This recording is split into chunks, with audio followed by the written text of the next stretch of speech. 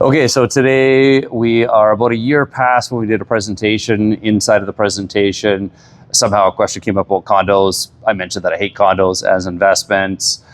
Pretty short spiel on why I don't like condos. And there was about 70,000 views on it. A lot of comments, I guess, and apparently some of them are pretty funny. I haven't heard any of them, so I'm going to be hearing them for the first time and I guess responding to them. So who's going to give me the first comment?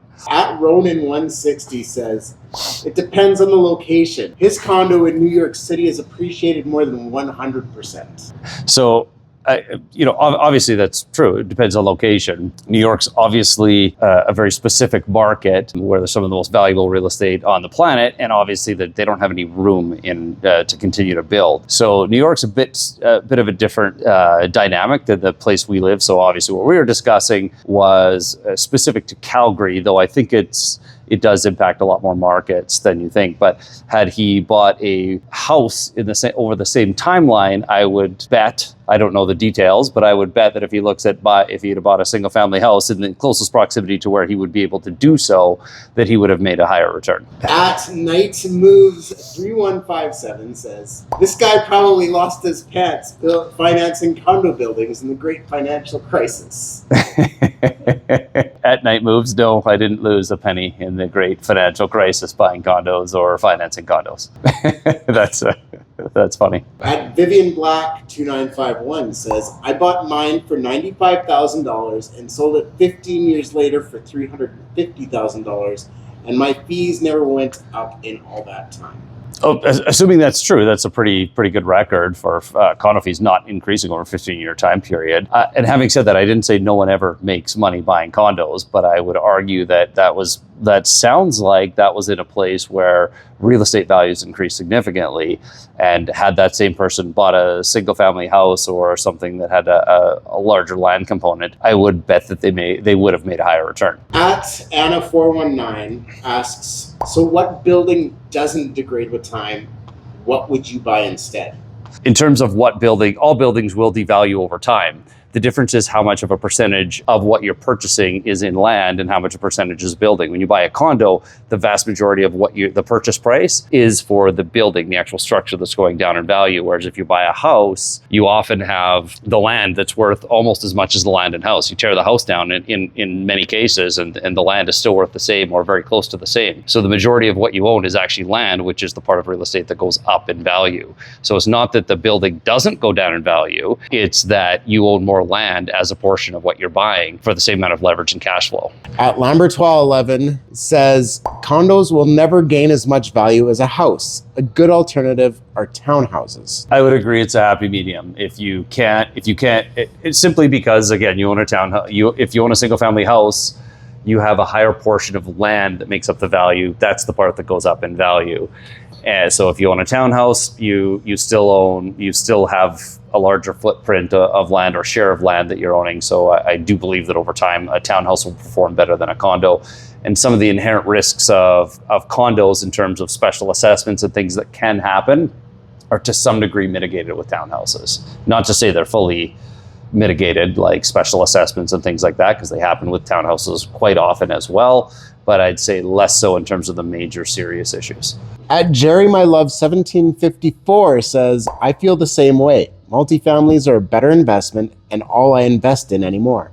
Dumped all of my single family homes. Certainly not the point we were making, but it was also a pretty short clip. I would rather buy a single family home than a individual condo unit. My assumption is that at Jerry My Love 1744, whatever that number was, is talking about actually buying a full, apartment building or a complex of some kind versus buying individual units. Obviously, you have more control that way, so you have a significant advantage of being able to increase the value at once and handle any repairs that need to be made. So you mitigate a lot of the risks by buying multifamily. In the context that we were discussing the night I mentioned that I hate condos, we were comparing single-family houses to condos, or at least the breadth of potential smaller investments to condos, which are my least favorite. At Brains84 says, I have made millions buying and renovating condos.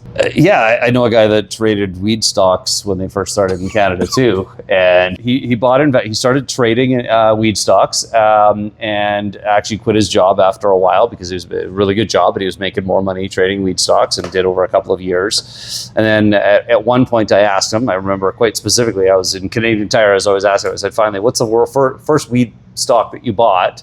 And it was, I don't know, Aurora or Canopy or one of those.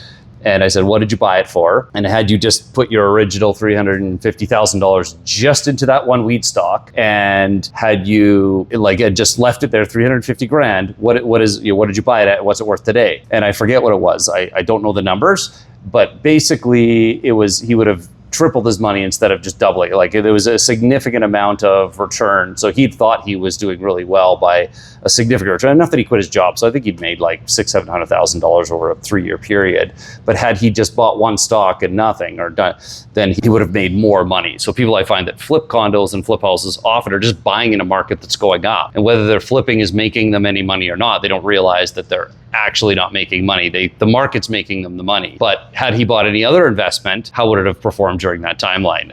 I'm not convinced, nor will he likely answer, or do we know whether he'll answer honestly, but I see a lot of people flip in really good markets, and then nobody flips in not good markets. And I think the answer is because it's the market that's doing the work. But people don't want to admit that when it's actually, so if they just happen to buy in a time where the prices went up, they may have paid for their own job while doing a renovation.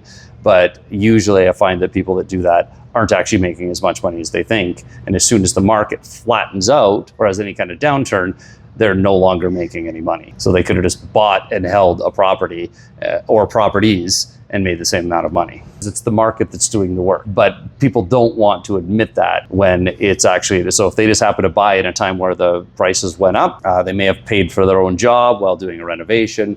But usually I find that people that do that aren't actually making as much money as they think. And as soon as the market flattens out or has any kind of downturn, they're no longer making any money. So they could have just bought and held a property or properties and made the same amount of money. At Cami 4261 says, my condo is a cash cow. Yeah, a lot of people will buy a condo and then it's, if they bought it and the market's gone up since then and it's been paid off, if they've owned it long enough, then it's a cash cow. But what could, I forget the person's name there, what could that person do? What could you do if you took all the equity from that and you bought a single family house or a couple of single family houses? Could you make as much money?